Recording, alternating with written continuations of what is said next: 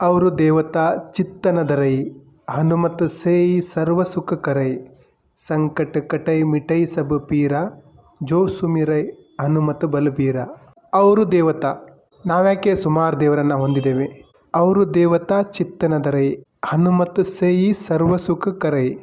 ನಾವು ಎಲ್ಲ ದೇವರನ್ನು ಪೂಜಿಸೋದು ಒಂದೇ, ಹನುಮನನ್ನು ಪೂಜಿಸೋದು ಒಂದೇ ಅಂತ ಇದರ ಅರ್ಥ. ಯಾಕಂದರೆ ಹನುಮಾನ್ ನಮಗೇನು ಬೇಕೋ ಎಲ್ಲವನ್ನೂ ಕೊಡುವ ಕೆಪಬಿಲಿಟಿ ಹೊಂದಿರುವಂಥವ್ರು. ಏನಿದರ ಅರ್ಥ ಇದನ್ನು ತಿಳ್ಕೊಳ್ಳೋಣ. ಹಾರ್ಟ್ ಆಫ್ ದ ಹಿಂದೂಸ್ ಅಂದರೆ ವೇದಗಳು ಏನು ಹೇಳ್ತದೆ ಅಂತ ನೋಡೋಣ. 4 ವೇದಗಳಲ್ಲಿ ಋಗ್ವೇದ, ಯಜುರ್ವೇದ, ಸಾಮವೇದ, ಅಥರ್ವಣ ವೇದ, ಇದರ 3 ಸೆಕ್ಷನ್ ಅಂದರೆ ಉಪಾಸನಾ ಕಾಂಡ, ಕರ್ಮಕಾಂಡ, ಜ್ಞಾನಕಾಂಡ.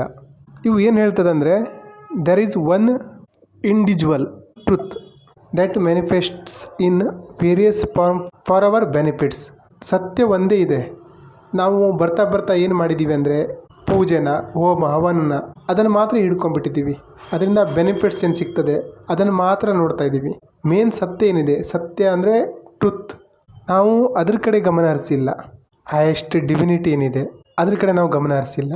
ಹನುಮಾನಲ್ಲಿ ಎಲ್ಲ ಅಂಶ ಇರೋದ್ರಿಂದ, ಅಂದರೆ ಶಿವನ ಅವತಾರನೂ ಹೌದು, ರಾಮನ ದೂತನೂ ಹೌದು. ರಾಮ ಅಂದರೆ ಹರಿ, ವಿಷ್ಣುವಿನ ಅವತಾರ. ಹಾಗಾಗಿ ಅವರು ದೇವತಾ. ಹನುಮನ್ನ ಪೂಜಿಸೋದ್ರಿಂದ, ಭಜಿಸೋದ್ರಿಂದ ನಾವು ಎಲ್ಲ ದೇವರನ್ನು ಭಜಿಸಿದಾಗ ಆಗ್ತದೆ, ಆರಾಧಿಸಿದ ಹಾಗಾಗ್ತದೆ. ನಮ್ಮ ಅಹಂಕಾರಕ್ಕೆ ಪುಷ್ಟಿ ಕೊಡ್ತಾ ಇದ್ದೀವಿ. ಈ ದೇವರು ದೊಡ್ಡದು, ಆ ದೇವರು ಸಣ್ಣದು, ಈ ದೇವ್ರು ನಂದು, ಆ ದೇವ್ರು ನಿಮ್ಮದು, ಈ ರೀತಿಯ ಭೇದ ಭಾವ ಸೃಷ್ಟಿಸ್ಕೊಂಡು ಬಿಟ್ಟಿದ್ದೀವಿ. ಮೇನ್ ಸೀಕ್ರೆಟ್ ಅಂದರೆ ದೇವನೊಬ್ಬ, ನಾಮ ಹಲವು, ಒಬ್ಬನೇ ದೇವರು, ಒಂದೇ ಸುಪ್ರೀಂ ಟ್ರುತ್ ಇದೆ. ನಮ್ಮ ಹಿಂದೂಗಳ ಪೂಜಾ ಪದ್ಧತಿ ಏನಿದೆ, ಹೋಮ, ಹವನ, ಕೀರ್ತನೆ, ಭಜನೆ, ಅದು ನಮ್ಮೊಳಗಡೆ ಇರುವ ಭಗವಂತನ ಪ್ರೆಸೆನ್ಸ್ನ ಸೂಚಿಸ್ಲಿಕ್ಕಿರೋದು. ನಾವೇನು ಜೈಕಾರ ಹಾಕ್ತೀವಿ, ಸಿಯಾವರ್ ರಾಮಚಂದ್ರ ಕಿ ಜೈ, ಪವನ ಸುತ ಹನುಮಾನ್ ಕಿ ಜೈ, ಉಮಾಪತಿ ಮಹಾದೇವ್ ಕಿ ಜೈ. ಏನಿದು ಜೈ ಅಂದರೆ, ಜೈನ ಅರ್ಥ ಏನು? ನಾವೇನು ಜೈ ಶ್ರೀರಾಮ್ ಅಂತ ಹೇಳ್ತೀವಲ್ಲ, ಆ ಜೈ ಅಂದರೆ ಏನು? ರಾಮನಿಗೆ ಜಯವಾಗಲಿ ಅಂತನಾ? ತುಳಸಿದಾಸರು ಹೇಳ್ತಾರೆ, ಜೈ ಜೈ ಜೈ ಹನುಮಾನ್ ಗೊಸಾಯಿ, ಕೃಪಾ ಕರೋ ಗುರುದೇವ್ ಕಿ ನಾಯಿ, ಜೋ ಶತಬಾರ್ ಪಾಠ ಕರ್ ಕೋಯಿ, ಚೂಟ ಹಿ ಬಂದಿ ಮಹಾಸುಖ ಹೋಯಿ. ಯಾರೀ ಹನುಮಾನ್ ಚಾಲೀಸನ ನಿರಂತರವಾಗಿ ಪಠಣೆ ಮಾಡ್ತಾರೋ ಅವರು ತಮ್ಮೆಲ್ಲ ಲಿಮಿಟೇಷನ್ನ ಮೀರಿ ಹೋಗ್ತಾರೆ ಮತ್ತು ಹೈಯೆಸ್ಟ್ ಬ್ಲಿಸ್ ಏನಿದೆ ಅದನ್ನು ಪಡಿತಾರೆ. ಜೈ ಅಂದರೆ ವಿಕ್ಟರಿ. ನಾವು ಜೈ ಶ್ರೀರಾಮ್ ಆಗಲಿ, ಜೈ ಹನುಮಾನ್ ಅಂತ ಹೇಳಿದಾಗ ನಾವು ಆ ಬೆಳಕನ್ನು ನಮ್ಮ ಒಳಗಡೆಗೆ ಕರಿತಾ ಇದ್ದೀವಿ. ನಮ್ಗೆ ಜಯವಾಗಲಿ ಅಂತ ನಾವು ಕೇಳ್ತಾ ಇದ್ದೀವಿ. ಅಂದರೆ ನಮ್ಮ ಜೀವನದಲ್ಲಿ ಬಂದು ನಮ್ಮ ಹೃದಯದ ಒಳಗಡೆ ನೆಲೆ ಮಾಡು ಅಂತ ಕೇಳ್ತಾ ಇದ್ದೀವಿ.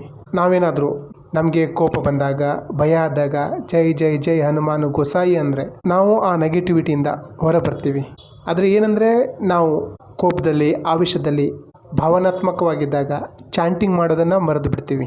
ನಾವೇನಾದರೂ ಪ್ರತಿನಿತ್ಯ ಹನುಮಾನ್ ಚಾಲೀಸನ ಪಠಣೆ ಮಾಡ್ತಾ ಬರೋದ್ರಿಂದ ಶತಬಾರ್ ಅಂದರೆ 100 ಸಲ ಆಗಲಿ, 7 ಸಲ ಆಗಲಿ, ಆ ರೀತಿ ಏನಿಲ್ಲ. ಭಕ್ತಿಯಿಂದ, ಮನಸ್ಫೂರ್ತಿಯಾಗಿ, ಪ್ರಾಮಾಣಿಕವಾಗಿ ಅರ್ಥ ತಿಳ್ಕೊಂಡು ನೀವು ಪಠಿಸ್ತಾ ಬರೋದ್ರಿಂದ ಕರ್ಮ ಬಂಧನದಿಂದ ಪಾರಾಗ್ತೀವಿ. ಕರ್ಮ ಬಂಧನ ಅಂದರೆ ಹುಟ್ಟು, ಸಾವು, ಪುನರ್ಜನ್ಮ ಅಂತ ಏನಿದೆ ಆ ಬಂಧನದಿಂದ ಬಿಡುಗಡೆಯಾಗ್ತೀವಿ, ಮಹಾ ಸುಖವನ್ನು ಪಡಿತೀವಿ.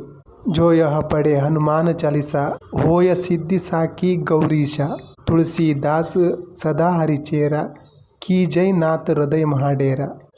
ಗೌರೀಶ ಅಂದರೆ ಶಿವ.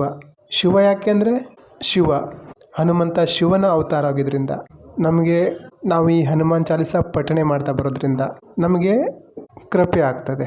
ನಮ್ಮ ಹೃದಯದಲ್ಲಿ ಭಗವಂತ ಜಾಗ ಪಡಿತಾನೆ. ರಾಮರಸ ಅಂತ ಏನು ಹೇಳಿದ್ದೀವಿ ಅದನ್ನು ಪಡಿತೀವಿ. ಅಂದರೆ ಸೆಲ್ಫ್ ರಿಯಲೈಸೇಷನ್.